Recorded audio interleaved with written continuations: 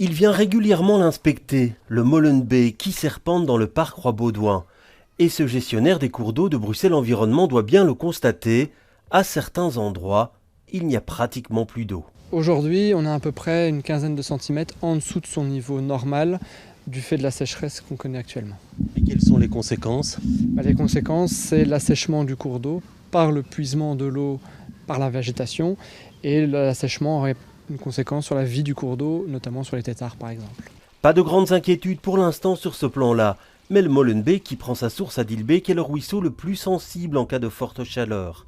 Et l'on craint les conséquences à plus long terme. On s'attend à ce que ça se répète de plus en plus. Malheureusement, en solution, on n'a pas tellement de solutions parce qu'on ne va pas venir réapprovisionner le cours d'eau en eau. Par contre, on travaille à sa résilience, à créer des poches refuges justement peut-être un peu plus profondes, des zones humides où la vie du cours d'eau peut trouver refuge et qui, elles, seront à sec beaucoup plus tard, voire pas du tout. Et donc voilà, c'est travailler la résilience du cours d'eau. Voilà une de ces zones aménagées pour retenir l'eau et tenter de préserver ainsi la flore et la faune.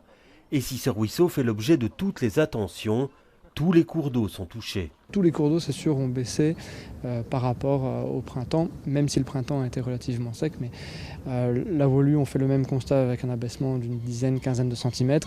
Et même un cours d'eau plus important comme la Seine, on a un abaissement de 15-20 centimètres du niveau habituel. Des températures élevées qui entraînent la présence d'algues à certains endroits. Mais aucune cyanobactérie toxique n'a encore été détectée.